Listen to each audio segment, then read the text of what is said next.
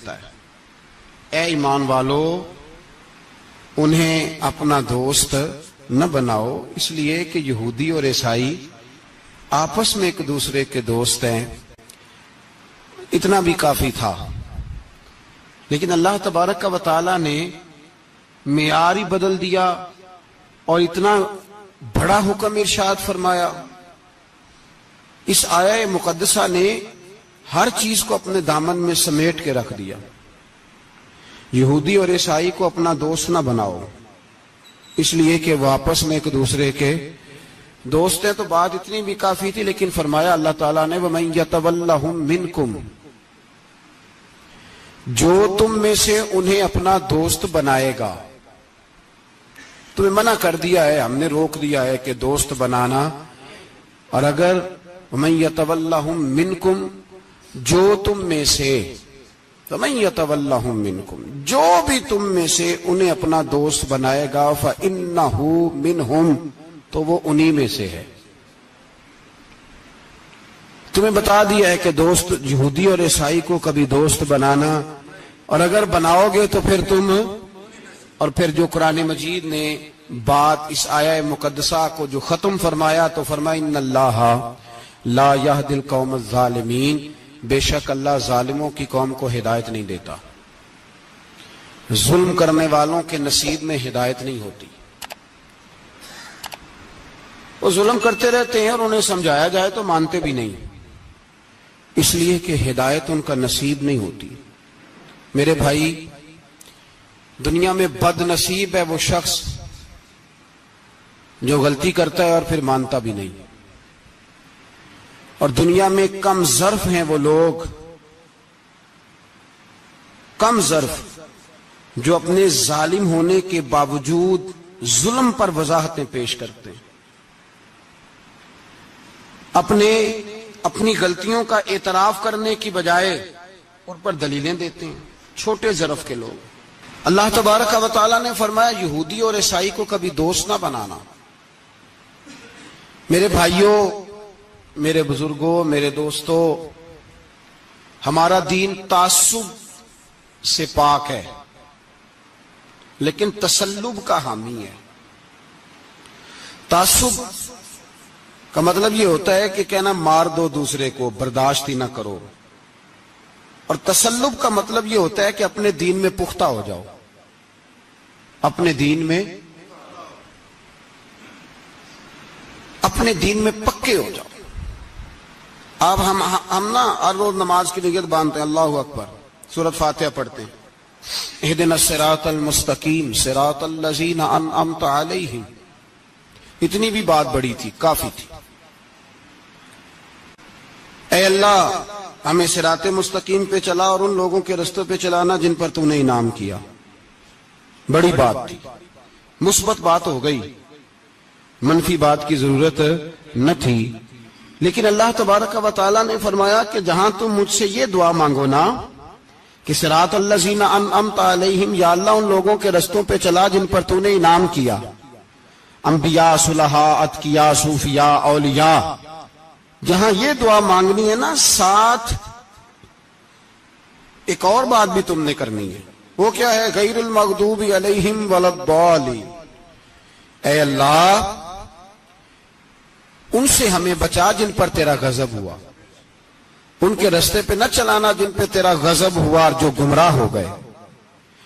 اب دو باتیں سمجھ میں آئیں کہ مومن کو اپنے عقیدے سے پیار کرنا ہے اور کافر کے عقیدے سے اظہار بیزاری کرنا ہے، ان کے نظریے سے، ان کے عقیدے سے نفرت کرنی ہے۔ کافر کے عقیدے اور نظریے سے، اس کا کیا مطلب ہے؟ تسلب کا مطلب ہوتا ہے اپنے دین میں پکا ہونا۔ دو تین جملوں میں بات سمجھاتا ہوں، اگر آپ کی سمجھ میں آئی تو بڑا بہتر ہوگا۔ دو تین جملوں میں، تسلب پکا ہونا، اس کا کیا مطلب ہے؟ اس کا مطلب یہ ہے کہ اپنی آنکھوں پر جو تم نے اینک لگانی ہے وہ دین کی اینک لگانی ہے، جو چیز بھی دیکھنی ہے وہ دین کی آنکھ سے دیکھنی ہے، جو کچھ بھی تم نے چاہنا ہے، بڑی بات کر رہا ہوں اگر آپ سمجھے تو، جو بھی تم نے دیکھنا ہے دین کی اینک سے دیکھنا ہے، جو تم نے چاہنا ہے وہ دین کے دل کے ساتھ چاہنا ہے، اور جو تم نے سوچنا ہے وہ دین کے دماغ کے ساتھ سوچنا ہے. اس کا ترجمہ اقبال نے کیا، کہنے لگے قوم مذہب سے ہے، مذہب جو نہیں. قوم کس سے ہے؟ قوم مذہب سے ہے، مذہب جو نہیں. اور فاضل بریلوی کہتے ہیں دہن میں زبان تمہارے لیے اور بدن میں ہے جان تمہارے لیے. ہم آئے یہاں تمہارے لیے تو اٹھیں بھی وہاں تمہارے لیے. اپنی ہر چیز، ہر نقطہ نظر میں پہلے دین، اس کے بعد کوئی اور. کافر کے عقیدے سے ہمارے زمانے میں نا فلسفی، منطقی، ادیب، شاعر، ملنگ، تلنگ، یہ بڑی جماعتیں. کھچڑی ہے، کھچڑی. اب وہ کھچڑی ایک نیا درس دیتی ہے. وہ کھچڑی یہ کہتی ہے کہ یہ سارے اللہ کو پکارتے ہیں، سارے اسی کے نام ہیں. یہ سارے، ہمارے ایک سابق وزیر اعظم نے بھی کہا تھا، ایک نوجوان کی عادت دی ہے گھسی پٹی جماعت نے، وہ بھی یہی کہتے ہیں. ہولی پہ بھی چلے جاؤ، دیوالی پہ بھی چلے جاؤ، ہندوؤں کے مندر میں بھی چلے جاؤ. وہ کہتے ہیں سارے اسی کے نام ہے، جو بت کو پکار رہا ہے وہ بھی اسی کو ہی پکار رہا ہے معاذ اللہ.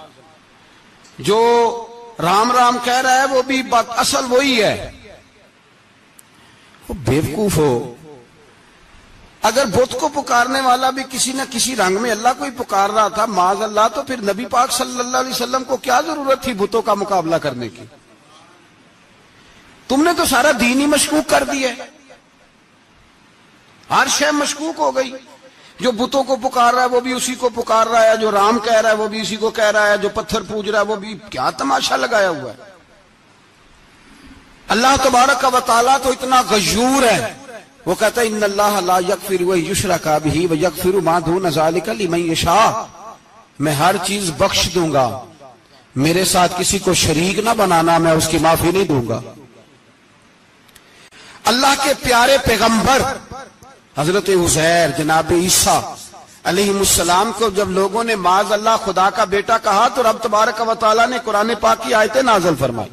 اور میں یہ جھوٹ بولتے، یہ ظلم کرتے ہیں اپنی جانوں پر. او بھائی یہ کھچڑی جو پکا رہے ہیں نا ملنگ لوگ، ادیب لوگ، سارے اسی کے نام ہیں. اس کا ایک ہی نام ہے لا الہ الا اللہ، لا الہ الا اللہ، لا الہ الا اللہ. اس کے سوا کوئی بھی معبود ہو ہی نہیں سکتا، سوال ہی نہیں. او خدا کے بندے، یہ فلسفہ. اور پھر ہم سیانے بڑے، ہمارے دلوں میں رحمت بڑی ہے، نرمی بڑی ہے. کافر کے حق میں، مشرک کے حق میں سارے جی اسی کو پکارتے ہیں. تو زیادہ مہربانی کرنے والا ہے یا نبی پاک زیادہ رحمت للعالمین ہے؟ حضور نے تو فرمایا بت کے پجاری سے جہاد ہوگا تلوار کے ساتھ، پنڈت اور جوگی کاٹے جائیں گے تلوار کے ساتھ. جو اللہ تبارک و تعالیٰ کی توحید میں کسی کو شریک کرے گا مسلمان اس کے خلاف اٹھیں گے. تو کہہ رہا سارے یہ ایک ہیں. تسلب نہیں، دین کی پختگی نہیں. ہمارے ہاں لوگ مسئلہ پوچھتے ہیں پاکستان میں جو عیسائی رہتے ہیں نا وہ غریب ہیں، پاکستان میں جو عیسائی رہتے ہیں نا وہ، اور جو امریکہ میں رہتے ہیں. پاکستان کے اندر جو لوگ ہیں نا وہ مسئلہ پوچھتے ہیں، کہتے ہیں جی عیسائیوں کے ساتھ کھانا پینا جائز ہے. میں نے کہا امریکہ میں جب رہتے ہو تب کیوں نہیں پوچھتے؟ یہاں تم مسئلہ پوچھتے ہو، پوچھتے ہیں نا لوگ عیسائیوں کے ساتھ کھانا پینا جائز ہے کہ ناجائز، اور وہاں جب تمہیں ضرورت ہوتی ہے پاسپورٹ کی تو عیسائی بی بی سے نکاح کر لیتے ہو. اور پوچھو نا اپنے ملک کے سیاستدانوں سے، پوچھو ان سے کہ تمہارے بچے جو جا کے وہاں روٹیاں کھاتے ہیں تو کون سے ہوٹل ہیں جہاں بالکل جائز تمہارے لیے علیحدہ سے پکتا ہے؟ وہ جو تم نے وہاں رشتہ داریاں کی ہوئی ہیں، تمہارے بچے وہاں رہ رہے ہیں تو وہاں مسئلے نہیں یاد. اگر ایک غریب نالی صاف کرنے والا عیسائی آئے تو اس کے بارے میں فتویٰ ہے کہ اس کے ساتھ روٹی نہیں کھانی، اور ٹرمپ آ جائے تو پھر کوئی مولوی مسئلہ نہیں پوچھتا کہ اس کے ساتھ کھانا جائز ہے کہ ناجائز ہے. ہمارا وہ جو کفر کے معاملے میں اظہار بیزاری تھا، نفرت کافر کے عقیدے سے، ہم کبھی نہیں کہتے کہ عیسائیوں کے مندروں کو آگ لگا دو. کبھی جلوس لے کے گئے ہیں کہ مندر گرانا ہے؟ بولے ان کا گرجا کبھی گرایا ہے؟ ہندو کا مندر مرزئی کی عبادت گاہ اقلیت قرار دے دیا، ٹھیک ہے، جہاں عیسائی علیحدہ سے اپنا کام کر رہے ہیں تم بھی کرو، لیکن ہم ان کے عقیدے کے کبھی بھی حامی نہیں ہو سکتے۔ اگر کہیں کہ عیسائی بھی صحیح کہہ رہا ہے، حضرت مریم کو اللہ کی بیوی کہہ رہا ہے، جناب عیسیٰ کو اللہ کا بیٹا کہہ رہا ہے، اور تو کوئی سارے اسی کے نام ہیں، تو یہ بات تیری درست، اس لیے کہ ہم تو روز کہتے ہیں قل هو اللہ احد اللہ الصمد لم یلد ولم یولد، نہ کسی کا باپ ہے نہ کسی کا بیٹا ہے، ولم یکن لہ کفوا احد، اس کا تو کوئی ہمسر ہی نہیں، اس جیسا دوسرا کوئی ہے ہی نہیں۔ تو بھائی جس عقیدے کا تو اعلان کر رہا ہے، جو آدمی تیرے عقیدے کے خلاف چل رہا ہے، اس کو تو نے صحیح کیسے کہہ دیا؟ یہ کیسے ہو؟ تو میرے بھائی اسلام یہ کہتا ہے کہ اساس، بنیاد، نظریہ، تو اپنے نظریے پہ ناز کرے گا، دوسرے کے نظریے سے اظہار بیزاری کرے گا۔ اور بھائی جاگو اور بس کر دو، جاگ جاؤ۔ اساس، بنیاد، نظریہ اصل ہے، اور اصل پر سمجھوتا ہو سکتا ہو ہی نہیں سکتا۔ بخاری شریف میں ایک حدیث ہے، بات مضبوط کرنے کے لیے عرض کرتا ہوں۔ حضرت یحییٰ ایک تابعی بزرگ ہیں، وہ کہتے ہیں حضرت عبداللہ ابن عمر رضی اللہ تعالیٰ عنہ میرے پاس آئے تو میں نے ان سے کہا حضور ہمارے محلے میں ایک جماعت رہتی ہے مسلمانوں کی، وہ نمازیں بھی پڑھتے ہیں، روزے بھی رکھتے ہیں، زکوٰۃ بھی دیتے ہیں، حج بھی کرتے ہیں، بس تقدیر کو نہیں مانتے، صرف ایک چیز کے انکاری ہیں، تقدیر کے۔ تو کیا حکم ہے؟ تو آپ فرمانے لگے ان سے کہہ دو کہ ہمارا تمہارا کوئی تعلق نہیں، ان سے کہہ دو ہمارا تمہارا کوئی رشتہ نہیں، ہمارا تمہارا کوئی کسی قسم کا رابطہ۔ اور فرمایا ان کو بتا دینا کہ رسول پاک کے صحابی نے فتویٰ دیا ہے جتنی مرضی نمازیں پڑھو، جتنے مرضی روزے رکھو، اور احد پہاڑ کے برابر اگر تمہارا دل کرے تو صدقے کرو، پر تمہارا کوئی عمل اللہ کی بارگاہ میں قبول نہیں جب تک تمہارا عقیدہ صحیح نہیں، جب تک تمہارا نظریہ ٹھیک نہیں، اتنی دیر تک کوئی عمل اللہ کی بارگاہ میں تمہارا قابل قبول نہیں۔ اساس پر، بنیاد پر کوئی سمجھوتا ہو سکتا، بنیادوں پر سمجھوتے نہیں ہوتے بھائی۔ اور ایک ہوتا ہے گناہگار، ایک ہوتا ہے غدار۔ گناہگار اور غدار میں بڑا فرق ہوتا ہے۔ ایک آدمی شراب پیتا ہے، کسی نے اس کو منع کیا تو اس نے کہا یار میری غلطی ہے، آئندہ نہیں پیوں گا، وہ گناہگار ہے۔ ایک نے کہا نہیں پینی چاہیے، وہ کافر ہے۔ ایک نماز نہیں پڑھتا، اس کو کہا پڑھ، بہانے لگاتا ہے، کپڑے نہیں صحیح، رمضان سے شروع کروں گا، کوشش ہے بس، وہ گناہگار ہے۔ ایک کہتا ہے نماز پڑھنی نہیں چاہیے، وہ کافر ہے۔ ایک کے جیب میں پیسے تھے، حج کرنے نہیں گیا، بہت بڑا گناہ کیا۔ ایک کہتا ہے حج کرنا ہی نہیں چاہیے، وہ کافر ہو گیا۔ او بھائی گناہگار اور ہوتا ہے، غدار، دونوں میں فرق ہے۔ اب تو غداریاں ہو رہی ہیں، سر عام حملے ہو رہے ہیں، حکومتوں پر پریشر ہے۔ یورپ ایک منٹ سے پہلے مرزئی کو ویزا دیتا ہے، قادیانی کو ویزا دیتا ہے۔ یہ سپر کافر ہیں قادیانی اور مرزئی، اور بڑی ذمہ داری سے کہہ رہا ہوں، یہ کل بھی کافر تھے، آج بھی، کل بھی کافر تھے اور آج بھی، اور قیامت تک۔ اور اگلی بات سن لو، من شکا فی کفر ہی فقد کفر، جو ان کے کفر میں شک کرے وہ بھی کافر ہے۔ سن لو یہ فتویٰ دے دینا بے شک جس کو مرضی۔ من شکا فی کفر ہی فقد کفر، جس بندے نے مرزئی کے، قادیانی کے کافر ہونے میں شک کیا، وہ بندہ بھی پکا کافر ہے، پیٹا کافر ہے، جس نے ان کے کافر ہونے میں۔ تو جڑے آکر سانو پتہ ہی نہیں لگا اسی کی کر بیٹھے، ان کے لیے کوئی قانون نہیں۔ وہ جس نے کہا ہے نا مرزئی اس کا قانون بدلنا ہے، اس کو ایک پرچی تیری میری بھی شامل ہے۔ ایسے ہی نہ کہنا کہ وہ بڑے بے ایمان نکلے، کافر نکلے، تو نے بھی ٹھپا لگایا ہے، تو ساتھ ہے، تو شامل ہے۔ جب قومی اسمبلی میں یہ قرارداد پیش ہو رہی تھی تو ان کو ووٹ دینے والے ان کے گناہ میں شریک تھے، مجرم تھے، ساتھ شامل تھے، ان کو معافی نہیں ملے گی، ان کو لمبی توبہ کرنی پڑے گی اللہ کی بارگاہ میں، انہیں آنسو بہانے پڑیں گے ان کو ٹھپے لگانے کی وجہ سے۔ بچ نہ جایا کرو کہ حکمران برے ہیں تو ہم بڑے نیک پرہیزگار ہیں. چھپے لگانے والے ساتھ شریک ہے جرم. کہتے پتہ ہی نہیں چلا. کیسے پتہ نہیں چلا؟ کیسے پتہ نہیں چلا؟ یہ تو جو مدہوش ہوتے ہیں انہیں پتہ چل جاتا ہے یہ نبی پاک کی عزت کی بات ہو رہی ہے. بندہ مدہوش ہو نا، مدہوش بے ہوش ہو مسلمان، رسول اللہ کی بات ہو تو اس کی بھی آنکھیں کھل جایا کرتی ہیں. اور تم جاگتے پڑھے لکھے اسمبلیوں میں بیٹھے مالدار، تم پتہ ہی نہیں چلا قانون بدل گیا، خبر ہی نہیں ہوئی. یہ دھوکہ کسی اور کو دینا. ہم تمہارے ان دھوکوں میں آنے والے کہ کسی اور کو سنانا کہانیاں. ہمیں نہیں سمجھ آتی تمہاری کہانیاں. کہتے غلطی ہو گئی، بھول گئے. اور وزیر اعلیٰ صاحب کہتے ہیں اس کو نکال دینا چاہیے. کس نے نکالنا ہے نا تماشا. کہتے اس کو نکال دینا چاہیے جس نے اس قانون میں. تو کس نے نکالنا ہے؟ حکومت تو آپ کی ہے، تو کون نکالے گا؟ شرم کرو، مر جاؤ ڈوب کے. یہ تمہارا طریقہ ہے؟ جرم کرتے اور جرم کر کے کہتے ہو نہیں نہیں نکال دینا. کون نکالے گا؟ نکالو پتہ چلے تمہارا. امیر ملت پیر جماعت علی شاہ صاحب محدث علی پوری رحمت اللہ علیہ، پیر صاحب فرماتے ہیں جب پاکستان بن رہا تھا تو ہم نبی پاک صلی اللہ علیہ وسلم کی عظمتیں بیان کیا کرتے تھے. ہم کہتے تھے لوگوں پاکستان بنے گا تو اس میں نبی پاک کا نظام آئے گا، غریب امیر کا فرق مٹ جائے گا، اس میں کوئی برادری نہیں ہوگی، ایک برادری ہوگی جس کا نام مسلمان ہوگا. اس میں چھوٹا بڑا امیر غریب ایک ہی صف میں کھڑے ہو گئے، محمود و ایاز، نہ کوئی بندہ رہا نہ کوئی بندہ نواز. یہ پاکستان ہوگا. اور کہتے ہیں ہندو پنڈت تقریریں کرتے تھے او وہاں نبی پاک کا نظام نافذ ہوگا، معاذ اللہ ہاتھ کٹیں گے، گردنیں کٹیں گی. بڑا وہ معاذ اللہ مخالفت کرتے تھے. وہ کیا پتا تھا کہ بعد میں یہاں بھی سارے وہی تماشے ہوں گے جو وہ کہہ رہے ہیں.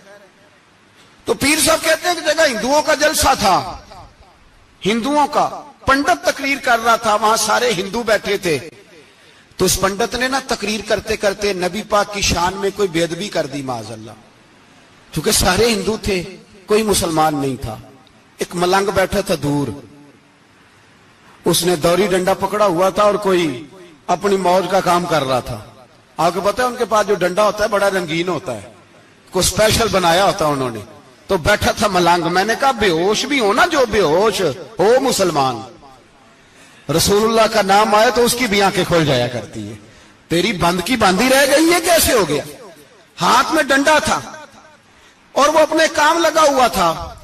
جب اس کے کانوں میں سپیکر کی آواز آئی نا کہ نبی پاک کے بارے میں بات کی ہے تو ڈنڈا اٹھایا، پیچھے سے اسٹیج پہ چڑھ گیا. اور ہندوؤں نے سمجھا ملنگ آدمی ہے، اس نے کیا کرنا ہے. آیا پنڈت کے پاس اور وہ کہتا ہے میں نے 3 ڈنڈے اتنی زور سے مارے کہ چوتھے کی ضرورت ہی نہ پڑی. اتنی زور سے 3 ڈنڈے سر پہ مارے کہ چوتھے کی ضرورت ہے اس کی پھر آواز ہی نکلی. مر گیا وہ. مجھے پکڑا جیل میں پھینک دیا.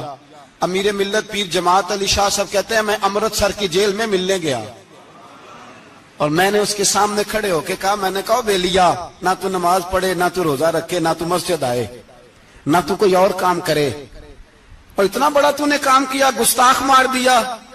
تو پیر صاحب کہتے ہیں وہ ملنگ اپنے پیروں پہ اٹھ کے کھڑا ہو گیا اور اس کی آنکھوں میں آنسو تھے اور میری طرف دیکھ کے کہنے لگا پیر جی میں نے لمیاں گلاں تے نہیں آندیاں، میں انپڑھا چوکھا تے نے مینوں پتا گناہگار ہاں، بڑا گناہگار ہاں، بڑا گناہگار ہاں، بڑا گناہگار، بڑا گناہگار ہاں، پر قسم اللہ دی عزت دی میں گناہگار ہاں پر اپنے نبی دا غدار نہیں، گناہگار ہاں پر رسول اللہ دا غدار. کوئی بات نہیں، اگر کوتاہیاں کرتا ہوں تو اب یہ تو نہیں نہ ہو سکتا کہ اونچی اور سچی سرکار کی کو میرے سامنے بے ادبی کر کے چلا جائے. یہ تینوں پتہ ہی نہیں لگا، تو کہتا خبر ہی نہیں ہوئی، کب ہو گیا پتہ ہی نہیں تھا. وضاحتیں دیتا پھرتا ہے. اور کچھ مولوی ملا جو دھبا ہے دین کے نام پہ وہ وضاحتیں دیتے پھرتے ہیں، کہتے ہیں مناظرے کر لو، شرم کرو. دین کے نام پر ووٹ مانگ کے اسمبلیوں میں جاتے ہو اور وہاں جا کے ان بے ایمانوں کی گودوں میں بیٹھ جاتے ہو، تمہیں حیا نہیں آتی. اور نبی پاک کی بات آئے تو پھر بھی تمہاری غیرت جوش نہیں مارتی، پھر بھی دلیلیں دیتے پھرتے ہو. میرے رسول پاک علیہ الصلوۃ والسلام کے غلاموں یاد رکھو، دین میں تسلط پیدا کرو، مضبوطی. کل لوگ مسئلے پوچھا کرتے تھے کہ صحابی کا اہل بیت کا بے ادب ہے تو اس کے جنازے پہ جائیں کہ نہ جائیں. اب نہیں لوگ پوچھتے، اب ہمارے دلوں میں فتوے زیادہ آ گئے ہیں، مرضی کرتے پھرتے ہیں. ہمارا بچہ کسی بد مذہب کی مسجد میں جاتا ہے ہم کہتے ہیں نہیں نہیں ویسے ہی جاتا ہے. تجھ سے پوچھا جائے گا، اس دن پتا چلے گا، جس دن تم مرے گا تو تیرے لیے دعا بھی نہیں کرے گا، تیری قبر پہ بھی نہیں جائے گا، تجھے پتا چلے گا اس دن کہ ویسے ہی جاتا ہے کہ ایسے جاتا ہے. کوئی پابندی نہیں، کوئی تسلط بھی نہیں، عقیدے میں ایمان میں کوئی پختگی نہیں، ہمیں خیال ہی نہیں کہ کدھر جا رہی ہیں اولادیں، سوچتے ہی نہیں ہم. خیال ہونا چاہیے، سمجھ ہونی چاہیے. میرے رسول پاک علیہ الصلوۃ والسلام کے صحابہ میں تسلط تھا، تسلط. سگی اماں بھی اگر بے ایمان ہوتی تھی تو صحابہ قریب نہیں آنے دیتے تھے. حضرت اسماء بنت ابی بکر صدیق ان کی ماں مشرکہ تھی.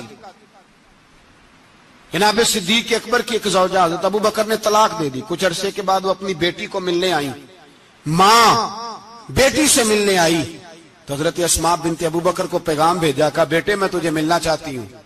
تو کہا اماں ذرا ٹھہر جا، پہلے میں اپنے نبی سے پوچھ لوں. پہلے اپنے ماں بعد میں ہے، نبی پہلے ہے. پہلے حضرت اسماء حضور کی بارگاہ میں گئی، یا رسول اللہ میری اماں ملنا چاہتی ہے اور مشرکہ ہے، حکم کیا ہے؟ فرمایا تو ماں کی حیثیت سے مل سکتی ہے. انہوں نے تو سگے ماں باپ سے ناطے توڑ لیے، سگے رشتہ داروں سے، اور تو ان سے دوستیاں ختم نہیں کر سکتا، تیرا تعلق بھی نہیں، سارے اسی کو پکارتے ہیں، سارے ایک ہی ہیں. یہ تماشے کسی اور کو دکھانا، یہاں رسول اللہ کے غلام بستے ہیں. ہمارا عقیدہ بڑا پختہ ہے، بڑا پختہ، بڑے پختہ نظریات کے لوگ اللہ نے اس دھرتی کو عطا فرمائے. اس زمین نے بڑے کامل مومن پیدا کیے. بھائی یاد رکھو، رسول پاک علیہ الصلوۃ والسلام کے غلاموں میں اپنے دین کے لیے تسلط تھا، پختگی تھی، کفر سے بیزار رہتے تھے. اگر سب کو ایک میں ایک ہی کرنا تھا تو پھر اتنی لمبی چوڑی جدوجہد، امیر حمزہ کا کلیجہ نکل گیا، کان کٹ گئے، سب کچھ ہو گیا، اور آج تم ان شہیدوں کی لاشوں پہ کھڑے ہو کے کہتے ہو کہ یہ تو ایسے ہی کٹ گئے. مذاق ہے یہ؟ کوئی مذاق ہے؟ اصل بات بتاؤں آپ کو کیا ہے؟ دین مفت میں ملا ہے، اور جو شے مفت مل جاتی ہے اس کی قدر نہیں ہوتی. قدر دین نبی دا ایک ہی جانن دنیا دار کمینے، دین نبی دا جانن والے سونگے وچ مدینے. تجھے کیا پتا، تجھے کیا خبر اس دین کی؟ کوئی خبر ہی نہیں. میرے رسول پاک کا پسینہ کتنا بہا ہے. کبھی تیرا پھیرا لگے تو احد کے پہاڑ سے جا کے پوچھنا نبی پاک کا خون کتنا بہا ہے. کبھی ٹائم ملے نا، ملک شام جا اور حضرت بلال کی قبر پہ کھڑے ہو کے پوچھ دین کتنا قیمتی ہے. اور پھر اس سے زیادہ بات پوچھنی ہو نا کبھی تو مدائن جا، حضرت سلمان فارسی کے مزار کے پاس ان سے پوچھ دین کی قیمت کتنی ہے. وہ تجھے بتائیں گے کہ کئی 100 سال لگ گئے نبی پاک کے قدموں میں پہنچنے تک. 100 سال، کئی 100 سال. اور اگر پھر بھی تجھے تسلی نہ ہو تو جنت البقیع میں جا اور سیدہ طیبہ طاہرہ حضرت فاطمہ الزہرا سے پوچھ. ان سے پوچھ بی بی اس دین کی قدر کیا ہے. وہ تجھے بتائیں گی کہ جب دین کے چہرے پہ سرخ رنگ بھرنا تھا تو میں نے حسین کا خون دے کے بھرا. وہ تجھے بتائیں گی کہ اس دین کو جب پینٹ کرنا تھا تو میں نے جناب علی اصغر کے بازوؤں کے ساتھ مصوری کی ہے. اس کو آسان سمجھ رکھا ہے لوگوں نے، آسان سمجھ رکھا ہے. کہا تم کٹ گئے. اور آج اٹھنے والا صوفی اور درویش کہتا ہے سارے ایک ہی ہیں، سارے اسی کو مانتے ہیں. جس سیاستدان کا دل کرتا ہے وہ جا کے مندروں میں پوجا کر آتا ہے، جس کا دل کرتا ہے وہ جا کے ہندوؤں کی ہولی اور دیوالی میں شریک ہو جاتا ہے. سب ایک ہی ہیں. اگر ایک ہی تھے تو حسین کا علی اصغر کیوں شہید ہوا؟ اگر سب ایک ہی تھے تو جناب علی اکبر کیوں شہید ہوئے؟ سارے ایک ہی تھے تو پھر ٹھیک ہے، مست رہنا چاہیے تھا. یہ مذاق ہے اتنی قربانیاں؟ شرم ہی نہیں آتی بات کرتے ہوئے؟ جاگو اور اپنے دین کو سمجھو. میرے رسول پاک علیہ الصلوۃ والسلام نے جو دین دیا اس میں تسلب ہے، تسلب، کفر سے بیزاری. کتنی بیزاری؟ حضرت ام حبیبہ رضی اللہ تعالیٰ عنہ ام المومنین ہے، یہ ہماری اماں ہیں. ام، ماؤں کے نام تو بچوں کو آنے چاہیے نا. یہ مومنوں کی ماں ہیں، ابو سفیان کی بیٹی ہیں. حضرت ابو سفیان رضی اللہ تعالیٰ عنہ کی بیٹی نبی پاک کی زوجہ ہیں. جناب امیر معاویہ رضی اللہ تعالیٰ عنہ کی سگی بہن حضور کی زوجہ تھی. بہت بڑے امیر باپ کی بیٹی تھی. مدینے جب آئیں تو نبی پاک کے گھر میں غربت دیکھی. آزمائش دیکھی، کئی کئی دنوں کے فقر اختیاری کے جلوے دیکھے۔ ابو سفیان ایک مذاکرات کے سلسلے میں مدینے آئے اور کہتے ہیں میں نے سوچا سیدھا اپنی بیٹی کے گھر جاتا ہوں، تو کہتے ہیں میں حضرت ام حبیبہ کے صحن میں داخل ہوا تو چارپائی پہ بستر بچھا ہوا تھا، اور ام حبیبہ ایک سائیڈ پہ بیٹھ کر تو سوئی دھاگے کے ساتھ کوئی کام کر رہی تھی۔ ابو سفیان کہتے ہیں میری بیٹی کی نظر پڑی تو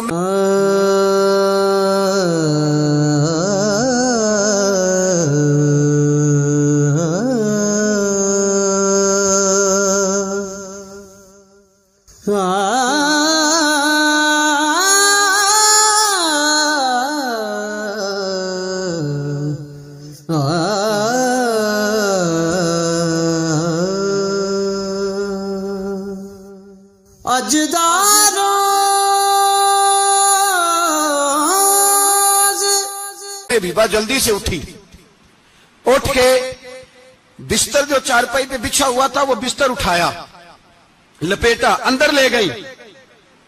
بعد میں باہر آئی تو میں نے بیٹی کے سر پہ ہاتھ رکھا، میں نے کہا بیٹی میں سمجھ گیا ہوں، بستر پہ میری نظر پڑی ہے، لگتا ہے کئی سال پرانا ہے، پیوند بھی لگے ہوئے ہیں، تو اس لیے اندر رکھا ہی ہے کہ پرانے بستر پہ باپ کو بٹھاؤں گی، اس لیے رکھا ہی ہے۔ تو بیٹی امیر گھر سے آئے تو غریب گھر میں اس کی شکایتیں ختم نہیں ہوتی، پر دین کے ساتھ تسلب ام المومنین کا، پختگی اور کفر سے بیزاری، کہنے لگی ابا جی ابھی آپ کافر ہیں نا، تو آپ کی سوچ ابھی بدلی نہیں، میں اس لیے نہیں بستر اندر رکھ کے آئی کہ آپ کے قابل نہیں تھا، میں تو اس لیے رکھا ہوں کہ وہ میرے نبی کا پاک بستر ہے اور آپ ناپاک ہیں، وہ پاک بستر ہے۔ انما المشرکون نجس، مشرک ناپاک ہوتا ہے، باپ ہونا علیحدہ بات ہے، لیکن میرے دل میں باپ کی قدر بعد میں ہے میرے دل میں، اور رسول اللہ کے بستر کی قدر پہلے ہے، رسول اللہ کی نہیں، رسول اللہ کے بستر کی قدر ہے کہ باپ بیٹھ نہ جائے۔ اتنی نفرت مشرک سے، اتنا اظہار، وہ باپ بھی ہو تو اتنی نفرت، لوگوں نے پیچے ڈالے ہوئے ہیں پیار کے، محبت کی پینگیں چڑھا رہے ہیں، اور سارے یہ کہیں گے سب صحیح ہے، اور ہمارے دلوں میں نرمی۔ ہمارا اپنا جوان باہر جاتا ہے، وہ یہ نہیں دیکھتا کہ میں جس سے شادی کرنے لگا ہوں نیشنلٹی زیادہ ضروری ہے کہ ایمان، پیسے زیادہ ضروری کہ ایمان، دین زیادہ ضروری کہ دولت۔ عجیب تماشا ہے، بیچتے پھرتے ہیں، فار سیل کر دیا مذہب کو، تسلب ہی نہیں، کوئی خیال ہی نہیں، توجہ ہی نہیں ہماری۔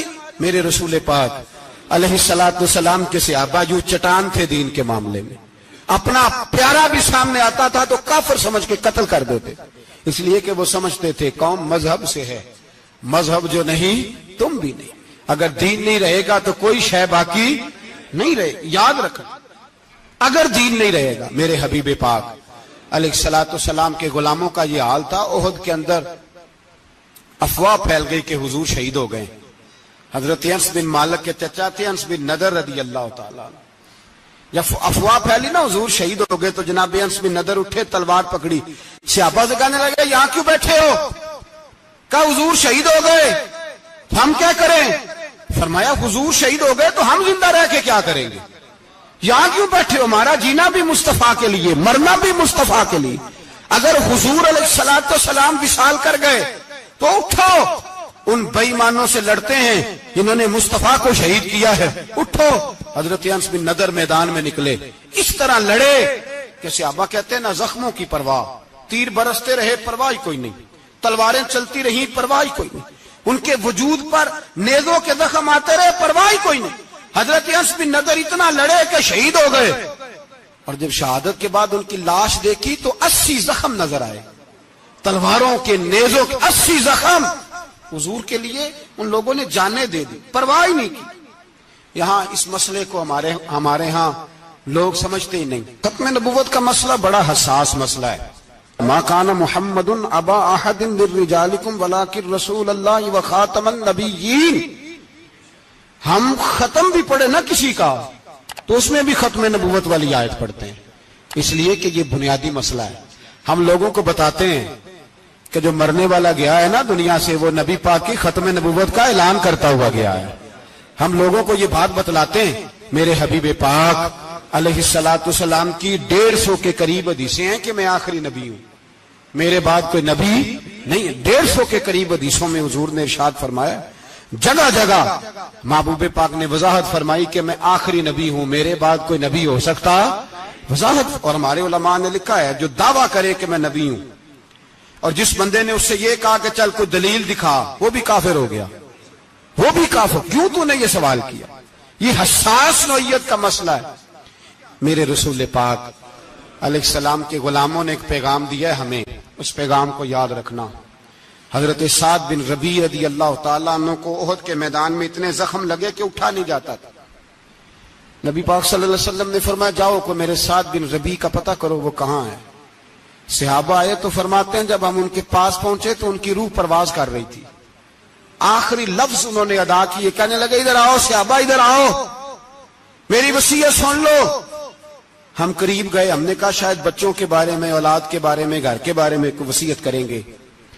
تو حضرت سعد بن ربیع نے وصیت فرمائی، کہنے لگے جا کے نبی پاک کے غلاموں کو میرا پیغام دے دینا، جا کے امت مسلمہ کو میرا پیغام دے دینا کہ مسلمانوں اگر تم میں سے ایک بھی زندہ ہوا اور نبی پاک کی ناموس پر کوئی حرف آیا تو پھر اللہ کی بارگاہ میں تمہارا کوئی عذر قبول نہیں کیا جائے گا۔ یہ میدان احد میں سر سے لے کر پاؤں تک زخم لگے ہوئے ایک صحابی کا پیغام ہے امت مسلمہ کے نام۔ حضرت سعد بن ربیع رضی اللہ تعالیٰ عنہ فرمانے لگے میں مرتے وقت مسلمانوں کو پیغام دے کے جا رہا ہوں کہ اگر حضور کی عزت پر، ناموس پر، نبی پاک صلی اللہ علیہ وسلم کی ذات پر ذرا سا بھی حرف آیا اور مسلمان زندہ ہوئے اور پھر اگر وہ سمجھیں کہ ہمیں اللہ کی بارگاہ سے معافی مل جائے گی تو یاد رکھنا رب ہر بات معاف کرے گا، اس بات میں تمہیں اللہ معافی، اس میں تمہیں یہ پیغام دیا سعد بن ربیع نے اور امت کو سمجھایا کہ ہر بات میں کمپرومائز کر لینا، رسول اللہ کی ذات کے بارے میں کمپرومائز نہ کرنا۔ جب سے مرزائیوں کو ان سپر کافروں کو اقلیت قرار دیا گیا ہے، اس کے بعد کسی مرزائی کی عبادت گاہ جلائی ہے مسلمانوں نے؟ بولے کبھی کسی مرزائی کے ساتھ مسلمانوں نے کوئی ظلم کیا ہے بعد میں؟ ٹھیک ہے اپنی عبادت کر رہے ہیں جس طرح بھی کر رہے ہیں، باقی اقلیتیں بھی رہیں۔ کبھی دوبارہ علماء نے یہ تحریک چلائی ہے کہ انہیں پاکستان سے نکالو، یہ کیوں بستے ہیں یہاں؟ اقلیت ہے تو رہنے دو۔ جو بے ایمان ہے، کافر ہے، اسے گھسیٹ کے دین میں کیوں لاتے ہو جب وہ آنا نہیں چاہ رہا؟ انہوں نے اس کانے بے ایمان کو نبی مانا ہوا ہے، وہ اس کو پیغمبر مانتے ہیں، کبھی ذلی نبی مانتے ہیں، کبھی بروزی نبی مانتے ہیں، پوری دنیا میں نیٹ ورک بنایا ہوا ہے، ہر جگہ ڈنڈورا پیٹتے پھرتے ہیں۔ وہ کہتے ہیں خاتم النبیین کا معنی یہ ہے کہ نبی پاک تو مورے لگانے آئے ہیں، بڑے نبی آ سکتے ہیں۔ ان کا عقیدہ یہ ہے کہ مرزا مستقل نبی نہیں تھا، وہ حضور کا سایہ بن کے آیا تھا۔ وہ معاذ اللہ جس نبی کا اللہ پاک نے ظاہری حیات میں سایہ نہیں بنایا، یہ کانا سایہ بنے گا نبی پاک کا؟ اس بے ایمان کو وہ اپنا پیشوا مانتے ہیں۔ چلو چھوڑو، جو کافر کو اپنا پیشوا مانے وہ بندہ صحیح ہوتا ہے، چلو نبی نہ بھی مانے پیشوا مانے وہ صحیح ہوتا ہے۔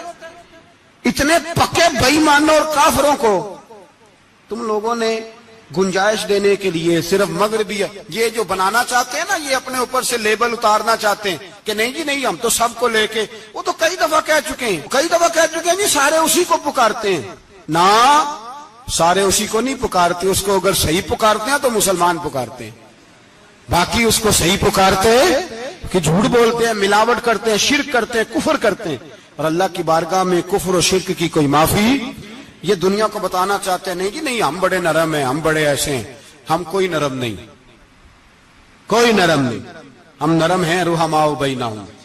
لیکن اگر عقیدوں کو چھیڑو گے، رسول اللہ کی عزت اور ناموس اور ختم نبوت کو چھیڑو گے تو اقبال کہتے ہیں ہم بڑے نرم ہیں، اتنے نرم ہیں جیسے ریشم ہوتا ہے، وہ ہلکا ہے یاراں تو بریشم کی طرح نرم، اور رزم حق کو باطل ہو تو فولاد ہے مومن۔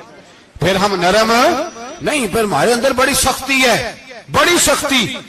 حضرت ابو بکر صدیق سب سے زیادہ نرم تھے، پر ختم نبوت کا معاملہ آیا تو سب سے زیادہ سخت حضرت ابو بکر صدیق ثابت ہوئے، سب سے زیادہ۔ ہم بڑے سخت ہیں، بڑے سخت۔ چیک نہ کیا کرو مسلمانوں کے ایمان کو، ٹٹولا نہ کرو. میری آپ سے بھی اپیل ہے کہ ایسے ہی کو بندہ اگر آپ کے گھر آ جائے نا اور آ کے کہے میں فلاں صاحب ہوں، تو روب میں نہ آیا کرو. اس سے پہلے پوچھا کرو یوں تو سید بھی ہو، مرزا بھی ہو، افغان بھی ہو، تم سبھی کچھ ہو، بتاؤ کہ مسلمان بھی ہو. بس کر دیں، اب بس کر دیں. ان لوگوں کے ہاتھ مضبوط کر دیں جو ہاتھ بڑھاتے ہیں تو نبی پاک کی ختم نبوت پہ ہی ڈال لیتے. ان کے ہاتھ مضبوط کرنے بند کرو، بند کرو ان ظالموں کے ہاتھ مضبوط کرنے. حضور آخری نبی ہیں. بولیے نبی پاک، سارے بولیے حضور. حضور کے بعد جو کسی اور کو نبی مانے وہ کل بھی کافر تھا، آج بھی قیامت تک وہ. جو اس کے کفر میں شک کرے وہ بھی، جو مرزائی قادیانی کے کفر میں شک کرے وہ بھی کافر ہے. مر جائے تو مسلمانوں کے اس قبرستان میں اس کا دفن ہونا جائز ہے. مسلمان کا اس کے لیے تعزیت کرنا جائز ہے. مسلمان کا اس کے حق میں نرمی پیدا کرنا جائز ہے. نہیں، مسلمان کا اس شخص کے بارے میں کسی قسم کی گنجائش دینا جائز ہے.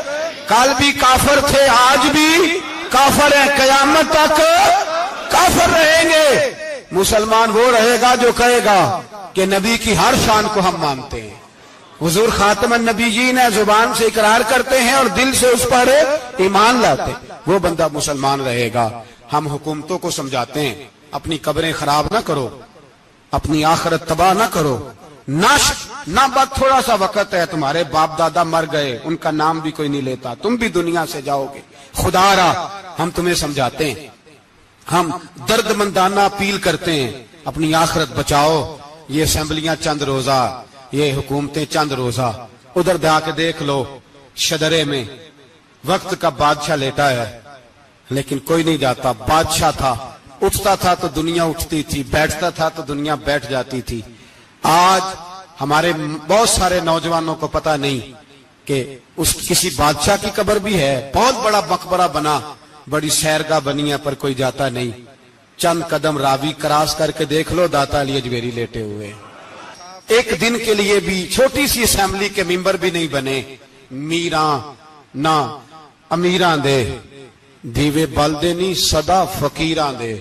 نہ وہ والی حکومت کرو اس کے بعد تمہاری فاتحہ بھی کوئی نہ پڑھے.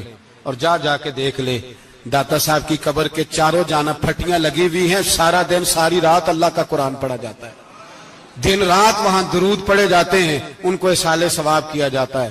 یہ والی زندگی جی، واپس آ جا، نہ اپنی آخرت خراب کر. بچ جا، وقت کی حکمران لوٹ آ، رسول اللہ کے قدموں میں بیٹھو، اعلان کرو، بغاوت کرو نبی پاک کے دشمنوں کے خلاف، اور حضور کے سچے غلام بن کے جیو. اگر سچے غلام بنو گے تو حضرت عمر بن عبدالعزیز کی طرح تمہارے تذکرے ممبروں پہ رہیں گے. اور اگر غداری کرو گے، غداری، تو یزید کی طرح تمہاری اپنی اولادیں بھی تمہارا نام نہیں لیں گی، اپنی اولادیں بھی تمہارے تذکرے چھوڑ جائیں گی. یاد رکھنا اللہ کی لاٹھی بڑی بے آواز ہے. کل من علیہ فان، فنا کر دیتا ہے ہر چیز کو. دعا ہے اللہ ہمیں سمجھنے کی توفیق عطا فرمائے.